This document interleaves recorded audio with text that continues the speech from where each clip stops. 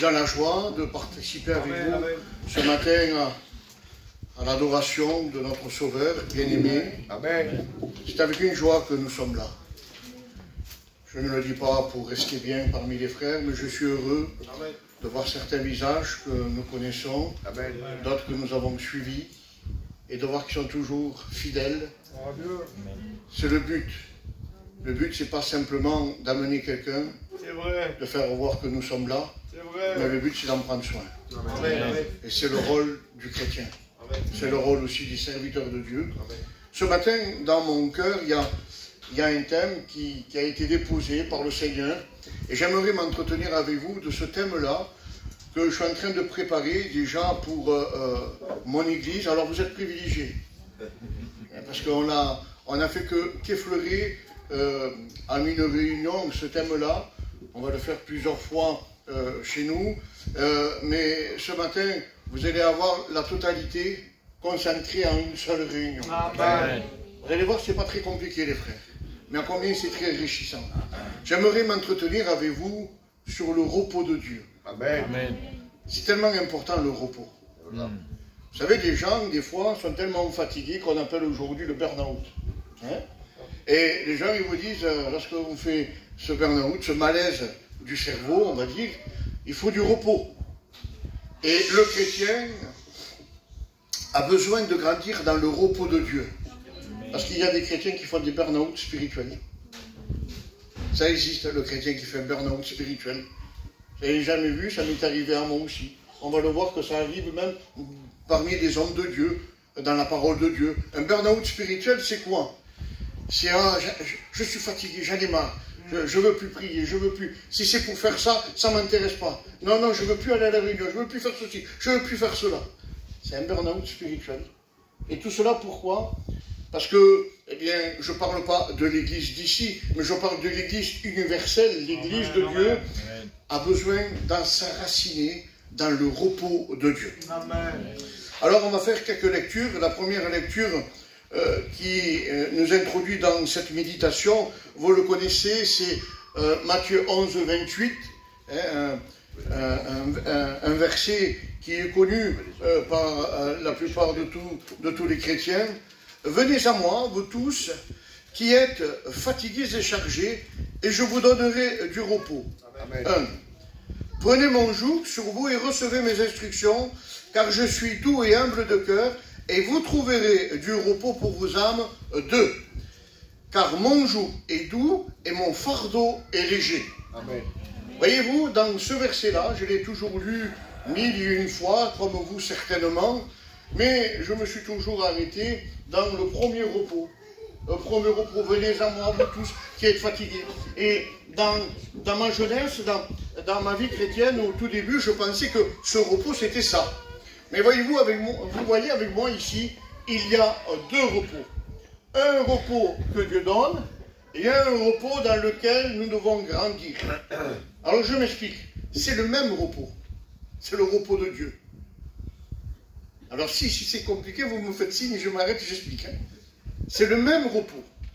Mais écoutez-moi bien, lorsque nous sommes pécheurs, le jour où nous sommes venus à une réunion, où le Saint-Esprit est venu convaincre notre cœur de péché, de justice et de jugement, je ne sais pas vous, mais mon cœur était troublé quand je vivais dans le péché. Ma conscience était corrompue, comme dit la parole de Dieu. Une conscience souillée par le péché. Et le premier repos, c'est le converti face à la croix, convaincu du Saint-Esprit, retrouve un cœur purifié, une conscience purifiée. Ça, c'est le premier repos que Dieu donne.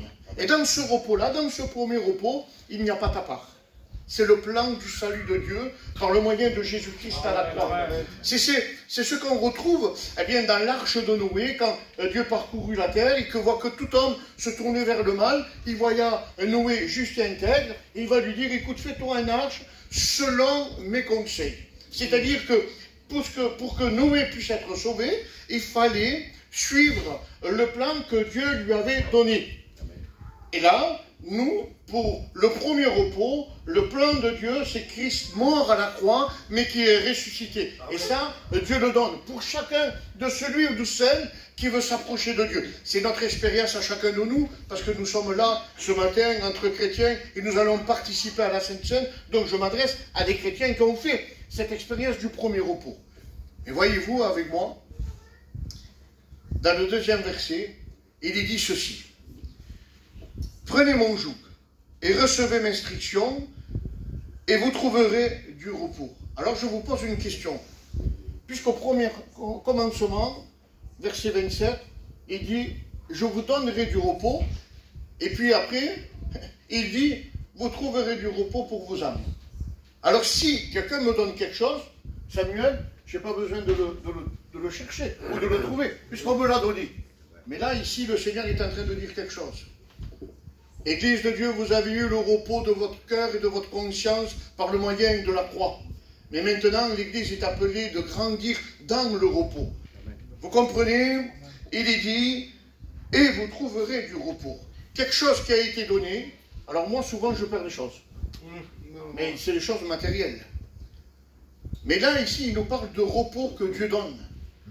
Le chrétien a reçu le repos par le moyen de la réconciliation de Christ à la croix. Et maintenant, le chrétien a besoin de grandir dans ce repos. Alors, moi, j'ai pris le même texte que nous venons de lire, mais sous une version différente, qui est toujours biblique, c'est la parole de vie. Et regardez ce qu'il est écrit. Et vous allez comprendre que le second repos est une école de Dieu. C'est pas parce que je suis né de nouveau, que j'ai accepté Christ dans mon cœur, que ça y est, je suis dans le repos. D'ailleurs, c'est le problème de certains chrétiens, parfois, qui ne s'arrêtent qu'à la croix. C'est le repos de notre conscience, de notre cœur, mais le chrétien ne veut pas aller plus loin. Et alors, ça crée des problèmes dans l'Église. Ça crée des turbulences dans la vie chrétienne. Parce que la Bible, il est clair à ce sujet. Dieu ne nous a pas trompés. Christ nous a affranchis de la vérité par sa parole. Il a dit que tout homme, toute femme qui voudra vivre pieusement sera persécuté. Donc nous avons besoin, et surtout dans le temps dans lequel nous nous trouvons, nous avons besoin que le chrétien et la chrétienne s'enracinent dans la profondeur du repos de Dieu. Amen. Et le problème aujourd'hui, c'est que beaucoup de gens veulent simplement le repos de la croix. Et oui, parce que le repos de la croix, Samuel, c'est le repos que Dieu a donné. Je n'ai plus rien à faire. Ah, moi, je me suis converti, je suis baptisé, je suis une ancienne, je suis une ancienne, je chante, je loue, je prie, je fais ce qu'un chrétien peut faire. C'est le premier repos. Mais ce n'est pas suffisant. Excusez-moi, mais avec le temps, c'est de la religiosité. On a besoin de grandir dans le repos de Dieu. Amen. Ézéchiel, à un moment donné, Dieu va lui dire, avance en pléno. Je pense que dans le temps dans lequel nous vivons, parce que nous rentrons dans des temps très compliqués, et le repos de Dieu a besoin de grandir et de prendre forme dans la vie chrétienne. Excusez-moi, mais le repos, le second repos que nous parlons ici, dans lequel nous allons rentrer maintenant, n'est pas simplement que dans l'église, c'est dans une intimité. Le premier repos, évidemment, est annoncé par les serviteurs de Dieu. La croix, aller dans toutes les nations et prêcher la parole de Dieu, c'est le premier repos, le repos de la croix que tout pécheur peut rencontrer devant la croix. Mais le second repos, c'est-à-dire un coup que je suis né de nouveau, un coup que je suis devenu un fils, une fille de Dieu, je dois grandir spirituellement. C'est ce que Paul va dire à Timothée, que tes progrès soient évidents aux yeux de tous. Timothée ne soit pas simplement qu'un jeune chrétien, Timothée ne soit pas simplement qu'un prédicateur, qu'un pasteur, mais soit un modèle, grandis spirituellement, fortifie-toi dans la parole de Dieu. Sois un homme de Dieu, sois une femme de Dieu. Parce que dans les temps dans lesquels tu vis, Timothée, tu vas rencontrer des gens qui prêcheront autre chose que le vrai évangile. Tu rencontreras de l'opposition. Et Paul va dire, Timothée, souviens-toi. Et on a besoin, Église de Dieu, eh bien, dans le secret de notre maison. Parce que le second repos, c'est un épanouissement, c'est-à-dire on grandit dans le secret. Il y a beaucoup de gens aujourd'hui qui veulent grandir devant les yeux des autres. Mais Dieu ne veut pas ça. Souviens-toi, lorsque tu étais petit à tes yeux. À un moment donné, ce roi Saül se cachait derrière les balises. il avait un cœur tout entier pour Dieu. Et lorsqu'on, eh bien, le succès arriva dans son, on va dire, dans cet appel d'être le roi parmi le peuple d'Israël, l'orgueil va rentrer dans son cœur et puis il va commencer à s'enfler d'orgueil et puis deux petits qui voulaient se cacher derrière les valises, tout d'un coup, il se prenait pour le sacrificateur, il se prenait pour, eh bien, l'homme de Dieu. Et puis à un moment de Dieu a fallu qu'il fasse un arrêt. Et il a dit maintenant, de la même manière que tu as déchiré mon manteau, ton royaume sera déchiré. Voyez-vous, le repos de Dieu, c'est dans l'intimité. Il faut que dans notre maison, frères et sœurs, eh bien, nous cherchons à grandir. Amen. Et je ne vais pas m'avancer et dévancer le message, mais nous allons voir comment s'épanouir dans le repos de Dieu. Et voyez-vous, le texte que je vous disais, maintenant je vous le lis, parole vivante, écoutez bien. Et là, vous allez comprendre que ça parle à des chrétiens. Venez à moi, vous tous qui êtes fatigués et accablés, vous qui êtes déprimés parce que vous vous ployez sous un fardeau trop lourd, et je vous donnerai du repos. Ça, c'est de l'évangélisation, les frères. On est d'accord avec moi. Hein? C'est de l'évangélisation. Maintenant, nous parlons pour le chrétien. Acceptez de vous laisser diriger par moi. C'est Jésus qui parle. On ne peut pas demander ça à un païen, les frères. Là, c'est Jésus qui parle, et il parle à des chrétiens, à ses disciples, et il dit, acceptez de vous laisser diriger par moi. Écoutez bien. Et mettez-vous à mon école. Pas demander ça à un païen. Un païen, la première chose que nous plaçons, c'est qu'il doit faire face à ce qu'il est, c'est-à-dire un pécheur privé de la gloire de Dieu. Et il doit être face à la croix où Christ est mort pour ses péchés. Mais aux chrétiens, eh bien, il a dépassé ce cap. Et maintenant, Jésus lui dit, écoute, mets-toi à mon école. Mets-toi à mon école. Car de tout mon cœur, je suis doux et humble. Ainsi, votre vie trouvera son épanouissement dans le repos. Ainsi, vous trouverez son épanouissement dans le repos. Frères et sœurs, je l'ai dit tout à l'heure, nous avons rencontré Jésus. Jérémie dit ceci, le cœur est tortueux par-dessus tout, il est méchant, qui peut le connaître? Nous avons eu besoin, par le moyen de la croix, que le Seigneur vienne changer notre cœur, purifier notre cœur. Eh bien aussi, il y a eu ce repos de la conscience lorsque nous avons rencontré Jésus au tout début de notre conversion face à la croix. C'est ce que Paul rappelle à l'épître des Hébreux au chapitre 9, verset 14. Combien plus le sang de Christ qui, par un esprit éternel, s'est offert lui-même, sans tâche, purifiera-t-il votre conscience? Donc, vous voyez, ce que je suis en train de vous dire, je l'appuie par des textes, parce que je veux que vous compreniez que ce que je suis en train de vous dire n'est pas d'une autre planète, mais qui est de la parole de Dieu. Amen. Alors, le premier repos est donné par Dieu, mais il n'y a pas autre chose qu'à faire que de l'accepter. C'est le premier repos devant la croix. Puis nous rentrons maintenant dans le second repos. Alors c'est quoi ce second repos? Alors, j'ai regardé, je vous dis, ça fait une quinzaine de jours qu'on travaille ce texte. Et puis en grec, alors je ne vais pas faire ces hommes qui parlent le grec, le latin, je ne sais pas quoi, mais en grec, ici, le repos tire son origine du mot amapao, qui veut dire, je l'ai noté ici, qui veut dire, eh bien, rafraîchissement, désaltéré, je l'ai noté encore ici, et rester tranquille. Voilà le but du repos de Dieu pour l'Église, pour le chrétien, pour la chrétienne. Alors, comment, eh bien, rester tranquille?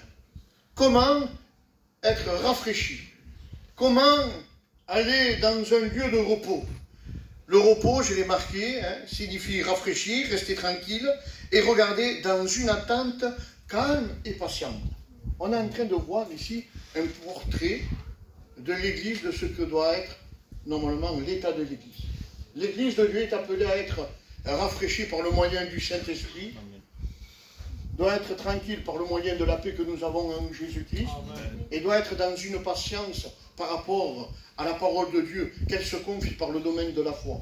Nous attendons tous notre retour, où Jésus va venir chercher son Église. Alors, pour grandir dans le repos de Dieu, premièrement, le repos de Dieu apporte un rafraîchissement dans notre vie.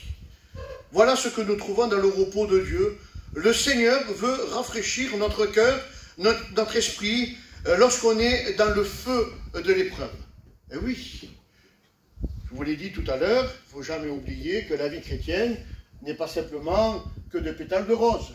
Celui qui va vous dire convertis-toi et que tu n'auras plus de soucis, plus de maladies, plus de combats, ou toute ta vie chrétienne, ça va être quelque chose de formidable, c'est vrai, avec le Seigneur. Mais il y aura des combats, il y aura des tribulations, il y aura des persécutions.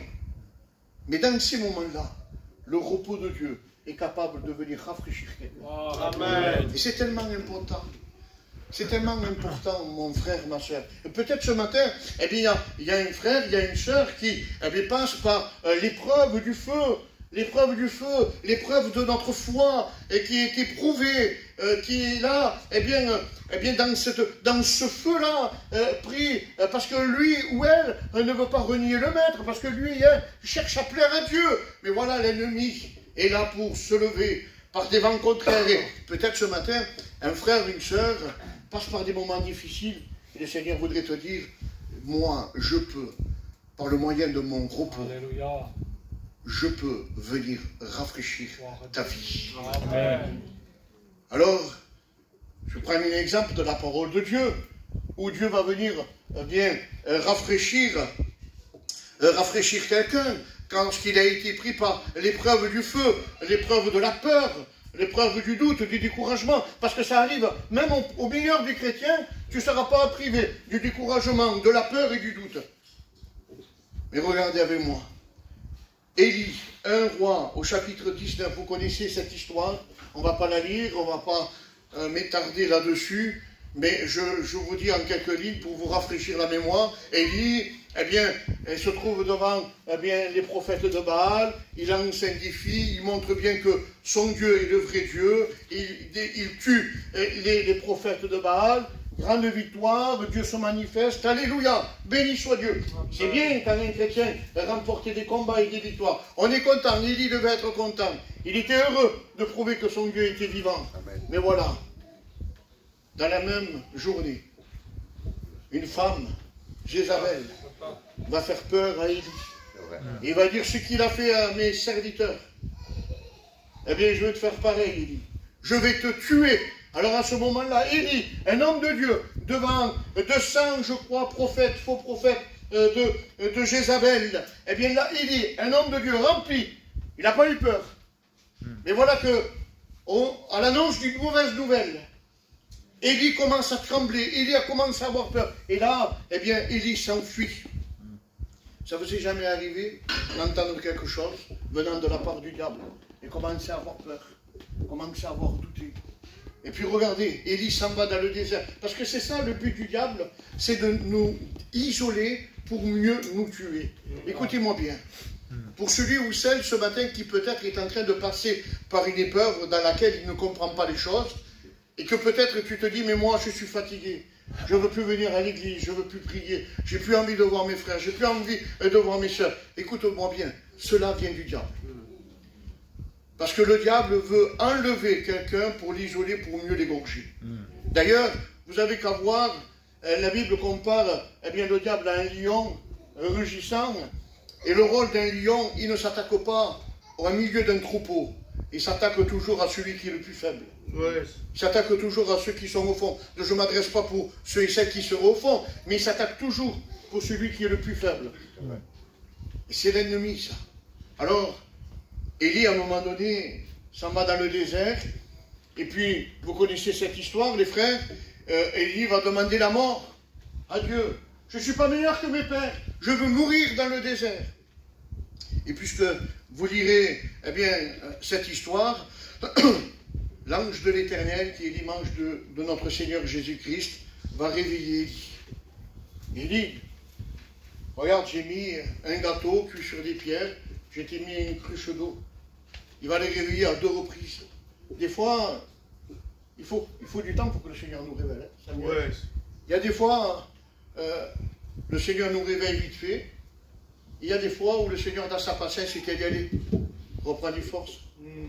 Allez, courage, je suis avec toi. Oui, mais Seigneur, tu ne comprends pas. Oui, mais Seigneur, tu ne comprends pas. Oui, c'est un peu ce qu'il faisait Élie. Il a fallu que le Seigneur le reprenne à 2 reprises. Et puis à un moment donné, il regarde et il voit un gâteau. Et ce gâteau était fait à fleur de farine.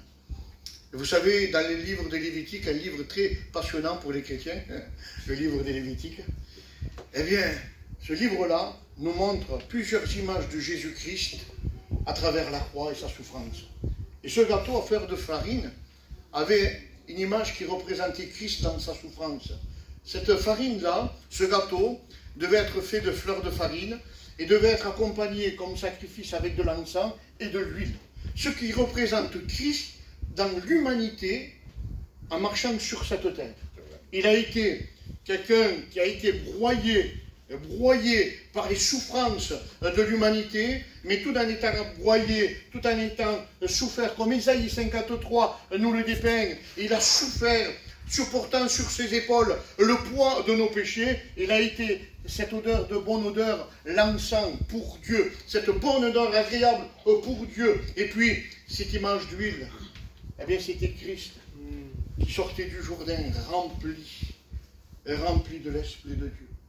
Et voyez-vous ce gâteau-là, Christ est en train de dire, Élie, je sais par où tu passes, je sais que tu es découragé, je sais que tu as peur, je sais que tu es fatigué, mais mange de ce gâteau, parce que ce gâteau, c'est l'image de ce que moi je vais subir à la croix, et je vais tout remporter sur la croix, je vais remporter ton découragement, je vais remporter ta peur, je vais remporter tes craintes.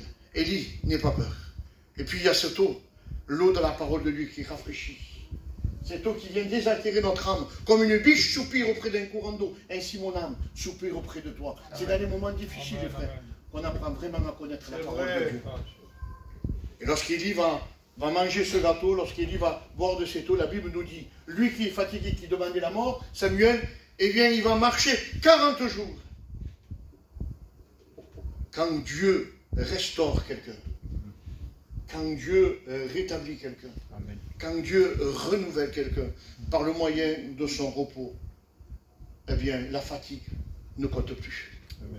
Voyez-vous, Dieu, dans son repos, veut venir rafraîchir ta vie chrétienne. Peut-être c'est ton cas ce matin. Peut-être tu as besoin que le Seigneur vienne rafraîchir ta vie de prière, ta vie de consécration, ta vie de lecture.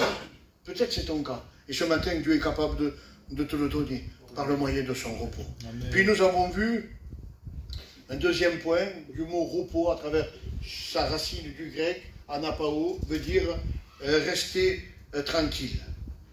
C'est difficile, les frères, je ne sais pas pour vous, mais c'est difficile de rester tranquille devant l'épreuve, devant le danger, et devant une situation, devant la maladie. Excusez-moi, peut-être pour ceux qui passeraient par le deuil, mais devant la mort, c'est difficile de rester tranquille. Mais dans le repos de Dieu, le chrétien est capable, devant les difficultés, devant la maladie, devant les problèmes, dans le repos de Dieu, l'Église est capable de rester tranquille. Amen. David l'avait expérimenté. Je me couche et je m'endors dans la paix, car toi seul veilles à ma maison. Adieu. Et le repos de Dieu, c'est ça. C'est on va dire comme un trésor dans lequel le chrétien trouve des richesses pour sa vie chrétienne. Le repos, c'est pas simplement, frères et sœurs, de rester oisif. Le repos que Dieu nous propose, c'est pas simplement de venir à l'église et rester des bras croisés. Le Samuel vous l'a dit, votre pasteur. Nous devons être des guerriers, aller toujours de l'avant. Mais c'est encore plus facile lorsque nous sommes dans le repos de Dieu. Parce que je sais en qui je me confie. Amen. Alors l'ennemi peut venir au-devant, l'ennemi peut venir se dresser contre moi, mais je suis dans la paix. Et je prends cette image pour vous montrer que c'est possible de rester tranquille devant une tragédie, devant une difficulté. Regardez avec moi, j'ai noté ceci. 2 Rois, chapitre 4, un jour Élisée passait à Sumène. Et là, ici, il y avait une femme qui voit Élie passer régulièrement à pied sur ce chemin-là. Et puis, eh bien, cette femme, c'est une femme de Dieu, une femme de distinction, parce que la Bible dit qu'elle était très riche. Et cette femme de distinction, malgré sa richesse, malgré sa noblesse, cela n'empêchait pas d'avoir une vue et de voir comme Dieu voit les choses. Aujourd'hui, il y a des chrétiens qui ne voient que ce qu'eux, ils veulent voir. Et c'est pour ça que des fois, dans notre marche, nous trébuchons. Mais lorsque nous voyons comme Dieu voit, et lorsque nous marchons comme Dieu veut que nous marchons, alors nous pouvons rester dans ce repos. Et regardez, cette femme qui était à Shunem va voir Élie, il lui dit, assurément, cet homme est un homme de Dieu. Mais jamais Élisée avait parlé avec cette femme. Comment cette femme peut savoir que c'est un homme? Eh bien, son témoignage d'Élisée, son témoignage, l'homme de Dieu, eh bien, avançait au-devant de lui. Et certainement que cette femme avait entendu les miracles d'Élisée. Et cette femme va rencontrer cet homme. Il a dit, je veux que tu viennes dans ma maison. Chaque fois que tu passeras ici, je vais faire une chambre haute et tu viendras bien te reposer. Alors on ne va pas s'entretenir sur la chambre haute, la table, la chaise, les chandeliers, etc. Ce n'est pas le sujet de ce matin. Mais cette femme avait vu de la manière que, eh bien, un chrétien, une chrétienne doit voir les choses comme Dieu les voit. Alors il dit à Élie, ok, pas de problème Élisée, tu viens chez moi. Cette femme accepta de recevoir l'homme de Dieu. Et puis, lorsqu'on voit comme Dieu voit les choses, il y a une bénédiction. Dieu ne reste pas indifférent. Lorsque nous cherchons à plaire à Dieu, Dieu se lève du haut de son trône et vient nous bénir, vient nous encourager, vient nous fortifier. Et puis Élisée va dire à son serviteur Élisée, qu'est-ce que nous pourrons lui donner à cette femme? Qu'est-ce que cette femme a besoin, Ali?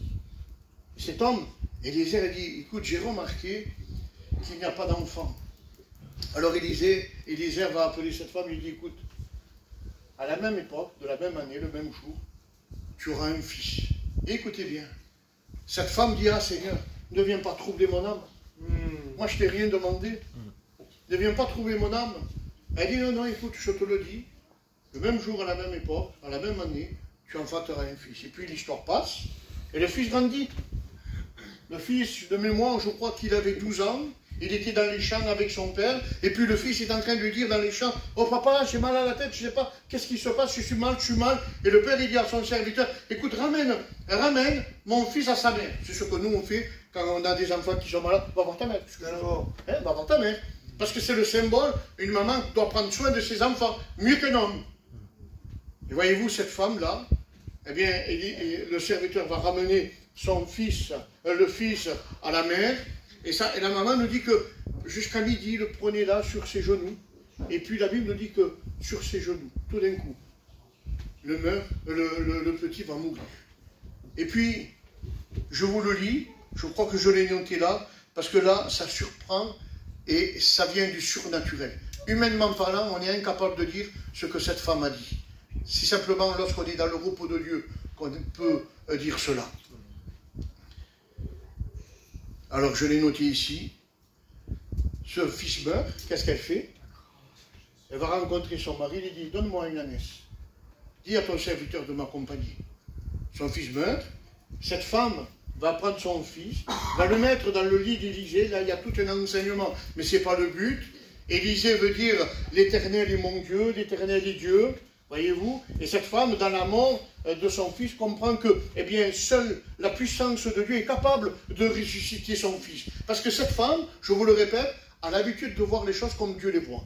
Et lorsque un chrétien, une chrétienne, a l'habitude de voir les choses comme Dieu les voit, ce n'est pas un chrétien qui est fou, c'est un chrétien qui a une foi qui plaît à Dieu. Amen. Et l'Église doit grandir dans cela. Alors cette femme pose son fils dans le lit d'Élisée, il s'en va, et regardez. C'est le surnaturel de Dieu. Son mari lui dit, mais qu'y a-t-il? Qu'est-ce qui se passe? Tout va bien. Je voudrais te dire ce matin, mon frère, ma soeur, toi qui passes par l'épreuve. Alors, je ne parle pas de l'épreuve de la mort, que Dieu nous en garde, mais pour un chrétien, même cela est une délivrance dans le temps dans lequel on vit.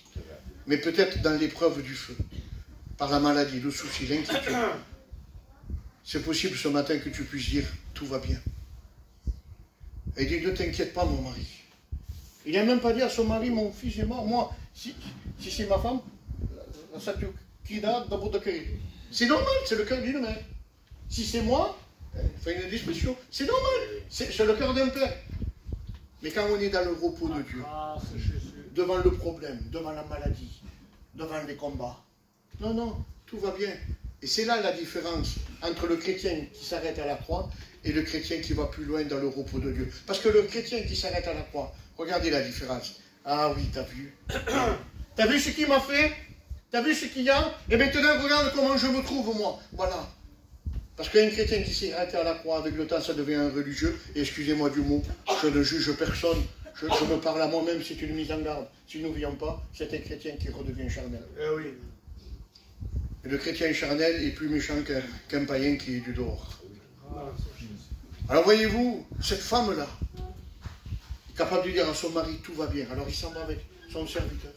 Et puis il va trouver l'homme de Dieu, Élisée. Il lui dit, écoute, je t'avais dit, ne viens pas tourmenter mon cœur. Mais pourquoi? Regarde, je t'ai rien demandé, moi. Mais regarde ce qui m'arrive maintenant. Et Élisée va dire à son serviteur, va chez elle. Et cette femme va dire, non. Moi, je veux que ce soit toi qui viens. Élisée, l'Éternel est mon Dieu. Ou Dieu est mon roi, comme vous voulez-vous. Mais la signification d'Élisée veut dire que l'Éternel est Dieu. Et cette femme, comme elle voit les choses de Dieu comme elle doit les voir, elle dit non, je veux que ce soit toi, Élisée. Non pas parce que c'est toi qui l'as dit et que c'est toi qui dois régler le problème, mais parce que je sais qu'en toi il y a Dieu. Alors cet homme va venir. Élisée, vous connaissez l'histoire, va se coucher sur l'enfant et puis le petit va reprendre vie. Voyez-vous, dans l'épreuve, le repos de Dieu est capable de te dire tout va bien. Oui, mais ce n'est pas des paroles magiques. Il faut s'entretenir. Comment cette femme a pu être capable de dire devant la mort de son fils, tout va bien? Eh bien parce que je vous l'ai dit dès le départ, elle connaissait les choses de Dieu. Elle aimait les choses de Dieu. Et elle voyait comme Dieu voit les choses. Église, ne devez pas vous habituer à voir les choses comme vous voulez les voir. Mais cherchez à voir les choses comme Dieu veut les voir. C'est comme ça que l'Église grandit dans le repos. Et puis, je termine, parce que je ne veux pas être trop long. J'ai encore 5 minutes. Amen. Je termine avec ceci. Le mot hébreu du repos a une signification. Alors, déjà que je ne vous dirai pas le mot en hébreu, mais je vous le montrerai si vous voulez. Ça veut dire s'établir et rester dans un lieu. Alors là, on a la définition, Samuel, du but de l'Église. En grec, c'est rester tranquille, se reposer. Et puis en hébreu, c'est maintenant nous sommes arrivés à destination, s'établir là, arriver dans une destination finale. Voilà le mot hébreu du mot repos. Eh bien, j'aimerais te dire que nous arrivons bientôt à la fin. Alléluia. Et que l'Église va entrer dans ce repos. J'ai voulu noter ceci avec vous pour vous montrer, je sais très bien que vous croyez ce que je vous dis, parce que ce que je vous dis vient de la parole de Dieu. Amen. Mais j'aime bien enfoncer le clou de ce que je prêche par la parole de Dieu. Parce que lorsqu'on prêche la parole de Dieu, il ne faut pas prêcher ce que nous pensons croire, mais nous devons annoncer ce qui est écrit. Amen. Voyez-vous, voilà ce qui est dit. Si je le retrouve ici. Car il est parlé quelque part ainsi du 7e jour. Et Dieu se reposa de toutes ses œuvres le 7e jour. Et ainsi encore, ils n'entreront pas dans mon repos. Or, puisqu'il est encore réservé à quelques-uns d'y rentrer, et à ceux qui, d'abord la promesse a été faite, c'est-à-dire au peuple d'Israël, eh bien cette promesse a été offerte par Dieu, mais Israël a refusé le Christ, donc ils n'ont pas pu rentrer dans ce repos. Alors, il dit, à travers leur désobéissance, Dieu fixe un nouveau jour, évangélisation, c'est ça, un nouveau jour, en disant à David, longtemps après, aujourd'hui, si vous entendez sa voix, n'endurcissez pas votre cœur. Mais regardez, il y a donc un repos réservé au peuple de Dieu. Et le peuple de Dieu, c'est plus Israël, c'est vous et moi. Amen. Il y a donc un repos qui est réservé pour toi, mon frère, Il y a un repos qui est réservé pour toi, ma soeur, mais dans ce repos, eh bien, il y a ta part. Amen. Comment je peux grandir dans ce repos? Eh bien, tout simplement, je dois exercer ma foi. Amen. À lire la parole de Dieu, parce que ma foi, elle vient de ce que j'entends. Ma foi, écoutez bien, c'est très dangereux. Ma foi ne dépend pas de ce qu'on peut me raconter. Ma foi vient de ce que moi je lis. Parce que je peux te raconter quelque chose, Jérôme, et me tromper. Et je peux fausser ta foi. Mais il y a quelque chose qui va me rassurer, moi et toi, Jérôme. C'est que ça ne nous trompera jamais. Et notre foi, si elle s'enracine là-dedans, comment grandir dans le repos de Dieu? Eh bien, il y a la foi, la lecture de la parole de Dieu, et puis après, il y a la soumission à la parole de Dieu, Amen. Et puis après, une vie d'intimité avec Dieu. Amen. Si nous n'avons pas ça, si tu n'as pas ça, si Pascal n'a pas ça dans sa vie, lecture de la parole de Dieu, qui nourrit ma foi, qui restaure mon âme, une vie de prière, une intimité avec Dieu, je ne pourrai jamais grandir dans le repos de Dieu. Alors mon frère, ma soeur, excusez-moi de vous dire cela, tu es fatigué, peut-être à un genou à terre, mais continue à lire, continue à prier, continue à chercher ton intimité avec Dieu, et tu vas voir que Dieu va t'introduire dans ce repos. Je termine, je vous relis ce verset pour terminer. Acceptez de vous laisser diriger par lui. Amen. Que Dieu vous bénisse. Amen. Amen. On va prier le Seigneur. Je vais demander à Angelo.